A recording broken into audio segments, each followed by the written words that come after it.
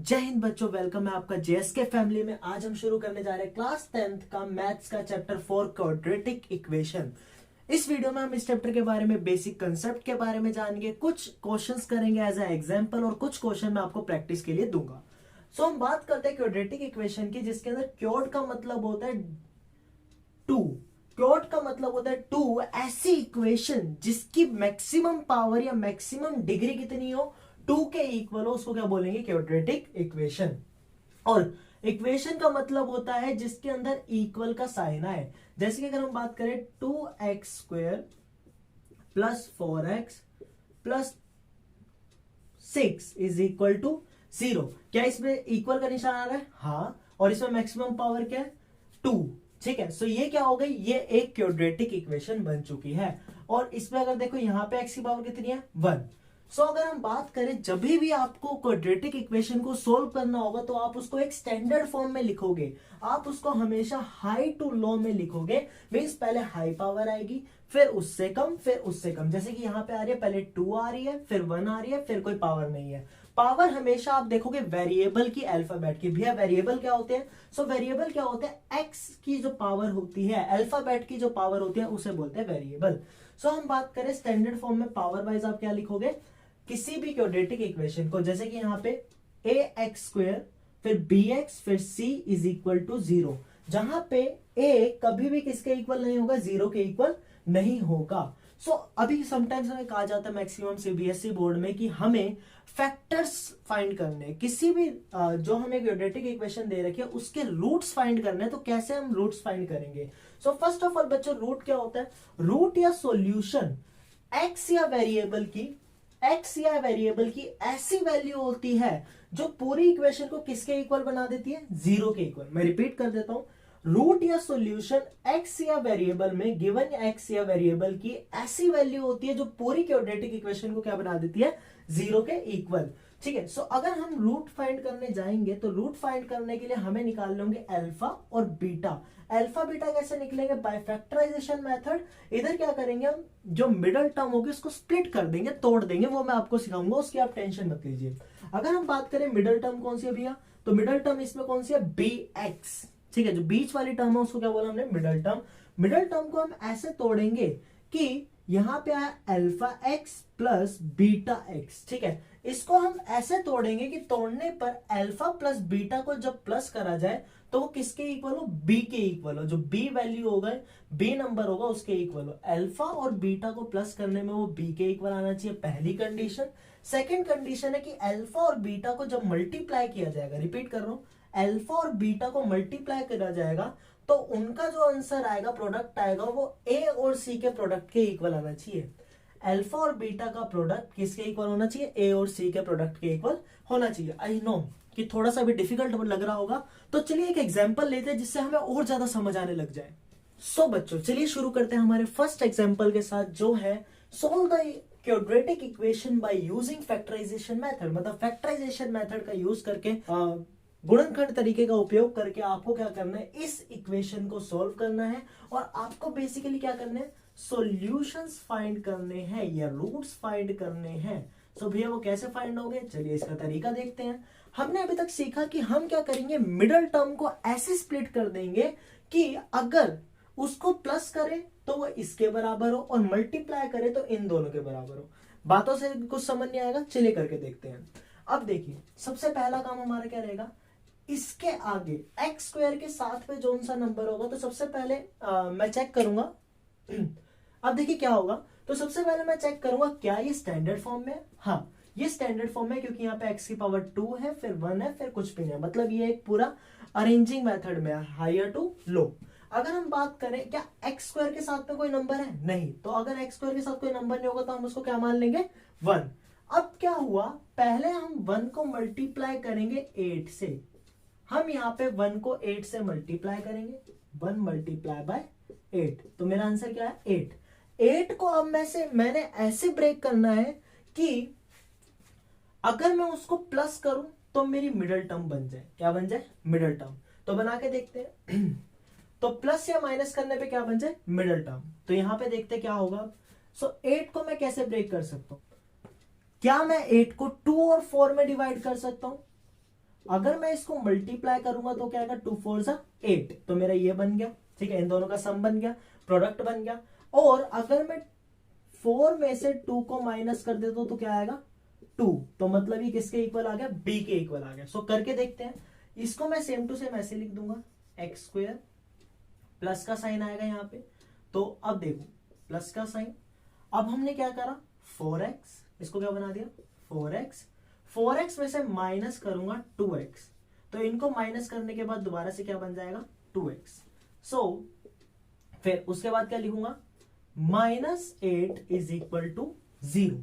अब मेरे को लेना है इसमें से कॉमन, मेरे को रूट फाइंड करना है, अल्फा और बीटा फाइंड करना है। अल्फा और बीटा फाइंड करने के लिए मैं क्या लूंगा, कॉमन, इसका और इसका पेयर बनाऊंगा, इसका और इसका पेयर बनाऊंगा। सो अब देखते हैं इसका पेयर कैसे बनेगा।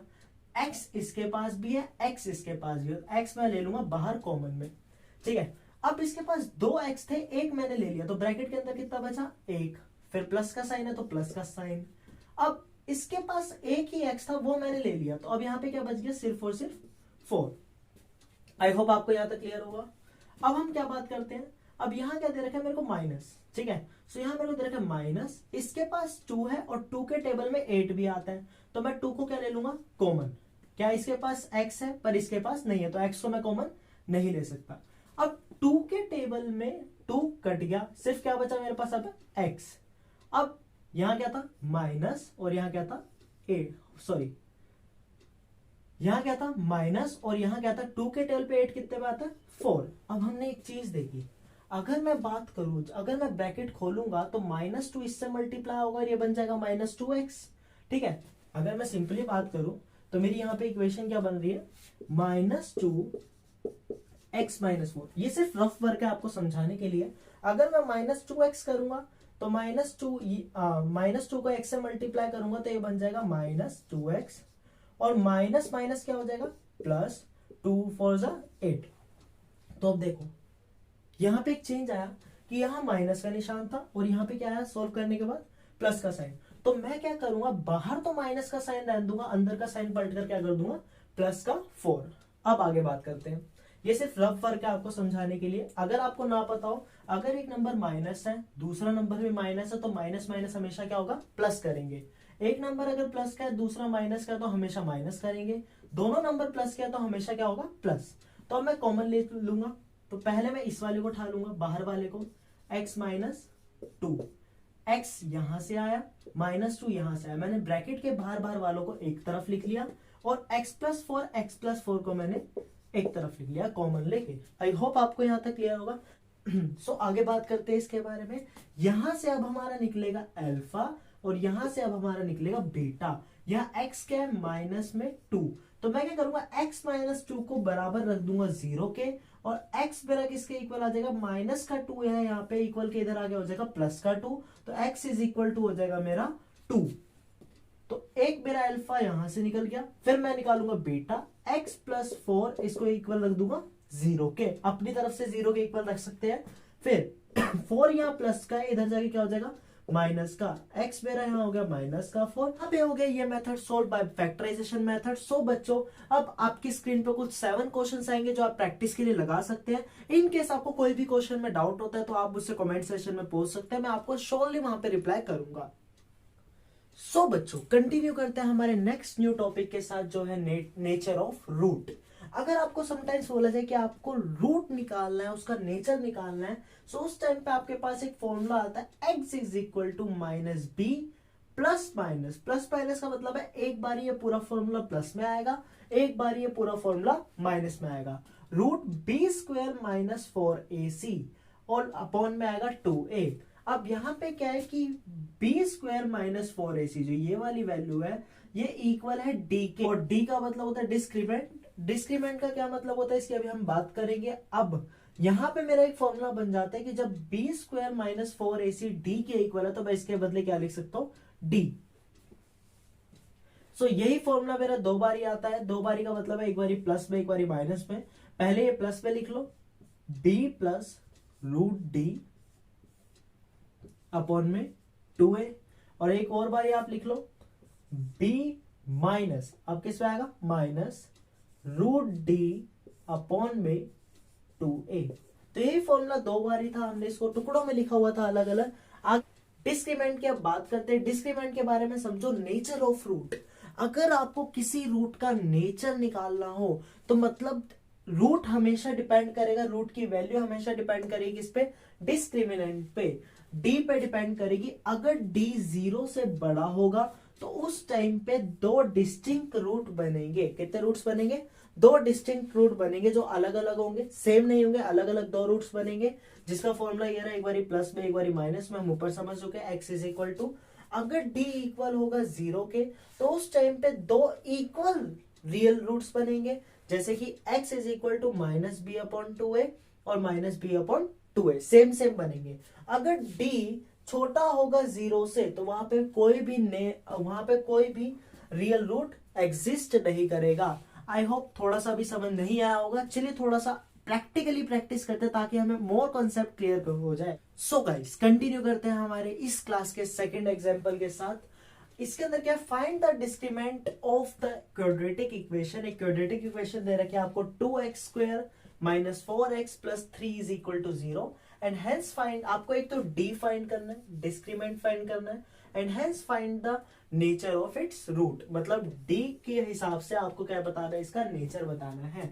तो सबसे पहले हम डिस्क्रीमेंट फाइंड कर लेंगे। डिस्क्रीमेंट फाइंड करने के लिए अभी हमने एक फॉर्मूला पढ़ा था कि d is equal to b square minus 4ac होता है। सो इसके हिसाब से हम बात करते हैं। और इसी के साथ अगर हम बात करें, हमारे पास क्या इक्वेशन दे रखी है, 2x square minus 4x plus 3 is equal to 0। अब मुझे किस किस चीज की जरूरत है, b की। अब b किसको बोलेंगे, b हमेशा बोलते हैं x के साथ वाले को, जिसकी पावर 1 होगी उसके साथ वाले को क्या बोलेंगे, b। और b मेरा यहाँ पे कितना है, -4। तो हम वैल्यूज निकाल लेते हैं पहले, a b c। a मेरा कितना है, एक्स स्क्वायर के साथ वाला होगा, एक्स स्क्वायर का कोएफिशिएंट जो होगा, साथ वाला जो होगा उसको क्या बोलेंगे, a। तो a मेरा कितना है, 2। b मेरा कितना है, x का कोएफिशिएंट जो होगा -4 और c क्या है मेरे पास, 3।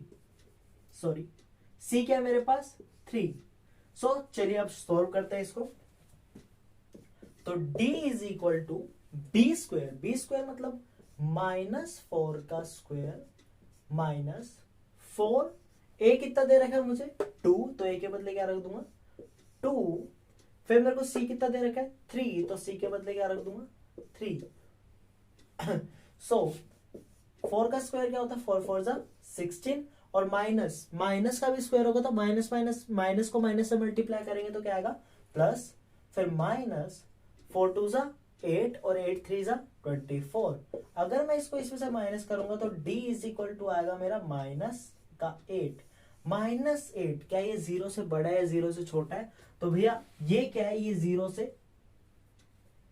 तो हमने देखा जो -8 है वो मेरा 0 से क्या है, छोटा है। तो मेरा ये क्या है, 0 से छोटा। तो अगर ये 0 से छोटा है तो अब नेचर कैसा होगा, सो इट मीन्स यहाँ पे कोई रियल रूट एग्जिस्ट नहीं करता है। No real roots exist. बस, आई होप आपको क्लियर हुआ होगा।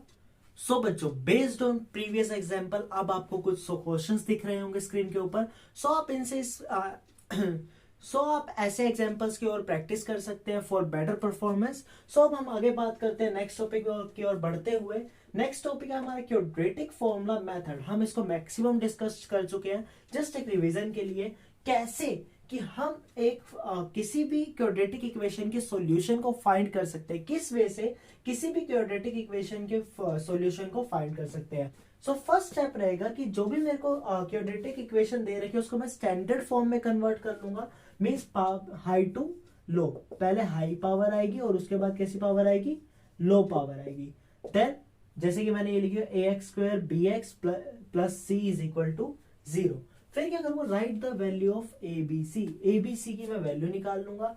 a ये वाला होता है, b ये वाला होता है, c ये वाला होता है, मैं उसको एक जगह पे लिख लूंगा। देन मैं डिस्क्रिमिनेंट वाला फॉर्मूला यूज करूंगा जिसमें मैं इनकी वैल्यूज पुट करके d का नेचर निकाल लूंगा कि d मेरा कैसा है। अगर d मेरा छोटा हुआ किससे, 0 से छोटा हुआ, तो इट मींस यहाँ पे कोई भी रियल रूट नहीं है और मैं वहीं पे क्वेश्चन को छोड़ दूंगा। पर अगर d अगर मेरा बड़ा हुआ किससे, 0 से, d अगर मेरा 0 से बड़ा हुआ तो यहाँ पे रियल रूट है, तो मैं नेक्स्ट स्टेप फॉलो करूंगा। जो भी मेरा फॉर्मूला है, ठीक है, जो मेरा क्वाड्रेटिक फॉर्मूला है, उससे मैं क्या करूंगा, उसमें वैल्यूज पुट करूंगा और वैल्यूज पुट करके क्या करूंगा, आंसर निकाल लूंगा। सो अब थोड़ा प्रैक्टिकल प्रैक्टिस। तो बच्चों अब कंटिन्यू करते हैं हमारे थर्ड एग्जांपल के साथ, जो है solve the quadratic equation by using quadratic formula. आपको क्वाड्रेटिक इक्वेशन को सोल्व करना है क्वाड्रेटिक फॉर्मूला का यूज करके। तो हमने सबसे पहले सीखा था, स्टेप बाय स्टेप चलेंगे, कि पहले वैल्यूज निकाल लो ए, बी और सी की। ए का हमें पता है, ए क्या होता है, एक्स स्क्वायर के साथ वाला, तो एक्स स्क्वायर के साथ मेरे को कुछ दे रखा है नहीं, तो इट मींस क्या मानेंगे, 1। फिर बी क्या होता है, एक्स के साथ वाला, तो एक्स के साथ मुझे कुछ नहीं दे रखा, तो क्या मानेंगे, 1। और सी मेरे को कितना दे रखा है, -6। तो अब मेरे को एबीसी निकल गया, एबीसी निकल गया, तो उसके बाद मैं निकालूंगा डी की वैल्यू। डी की वैल्यू क्या होती है, मेरा डी इक्वल होता है b² -4ac। अगर मैं बात करूं, मेरे पास b कितना है, b है मेरे पास 1, तो 1 का स्क्वायर -4, a कितना है मेरे पास, a है 1, और c कितना है मेरे पास, c है -6। अब मैं इसको सोल्व करूंगा, और 1 का स्क्वायर 1 ही होता है, माइनस का निशान है। अब देखो 4 1 जा 4 और 4 6 जा 24 यहाँ पे मेरे पास आ गया, माइनस माइनस क्या हो जाएगा, प्लस। अब 1 + 24 = 25। तो d की वैल्यू क्या आ गई मेरे पास, 25। अब मेरे को क्या निकालना है, क्वाड्रेटिक इक्वेशन को सोल्व करना था बाय यूजिंग क्वाड्रेटिक फॉर्मूला। तो बच्चों क्वाड्रेटिक फॉर्मूला आप सबको पता होगा, आई होप, -b, मैं यहां पे लिख देता हूं, x = -b ± √d/में 2a। ठीक है, सो एक बारी प्लस वाला फॉर्मूला लेंगे, एक बारी माइनस वाला फॉर्मूला लेंगे। तो x = b कितना मेरे पास, b है मेरे पास 1, तो यहां मैं क्या लिखूंगा, 1 -1 ± और d कितना है मेरे पास, 25 अपॉन में 2a। 2a का क्या मतलब है, 2 है मेरे पास 1, 2 और a के बदले क्या रख दूंगा, 1। सो अगर इसी के साथ मैं बात करूं, अब ये रूट ब्रेक हो जाएगा। 25 किसका रूट होता है, 25 किसका रूट स्क्वायर होता है, 25 5 का होता है, 5 5 जा 25, तो 5 का स्क्वायर = 25। तो यहां से मेरा रूट ब्रेक हो जाएगा। तो अब मेरे पास क्या आ गया फाइनलाइज में, -1 ± अब रूट टूट चुका है, और क्या आ चुका है, 5/2, 2 1 जा 2। सो अब क्या है, मैं इसको अलग अलग लिख लूंगा एज पर फॉर्मूला। -1 पहले प्लस वाला लिख लो, +5/2, और एक जगह पे मैं क्या लिख लूंगा, एक जगह पे मैं लिख लूंगा माइनस वाला, -1 -5/2। माइनस प्लस क्या होता है, आपको मैंने क्लास की स्टार्टिंग में बताया था, माइनस प्लस माइनस होते हैं। ठीक है, सो माइनस करेंगे, 5 में से 1 गए, कितना बचा, 4/2। और साइन हमेशा बड़े वाला का आता है, याद रखिएगा, और फिर कोमा, फिर क्या आएगा इसके बाद, माइनस माइनस प्लस। तो यहाँ पे क्या करेंगे, प्लस करेंगे, तो 5 और 1 कितना हो गया, 6, और साइन आएगा बड़े वाले का, और बड़े वाला क्या है, -/2। अब इसको कट कर लेंगे, तो एक मेरा अल्फा निकल गया 2, और एक मेरा अल्फा निकल गया -3। तो ये मेरे निकल गया अल्फा एंड बीटा, और ये आ गया मेरा सॉल्यूशन। इसके दोनों के दोनों रूट्स मेरे निकल चुके हैं। सो बच्चों, आई होप आपको यहां तक सब कुछ समझ आया होगा। अब कुछ इस एग्जांपल पे बेस्ड ऐसे कुछ क्वेश्चंस मैं आपको स्क्रीन पे दे रहा हूं। इन क्वेश्चंस को आप घर पे ट्राई करिएगा, और अगर नहीं समझ आएंगे तो कमेंट में मुझसे पूछिएगा। और अगर इनकेस वीडियो से रिलेटेड आपका कुछ डाउट होता तो प्लीज मुझे बताइए, और मुझे कमेंट सेक्शन में आप पूछ सकते हैं। And thank you for watching this video. Have a nice time, और जेएसके के साथ बने रहने के लिए प्लीज सब्सक्राइब दिस चैनल।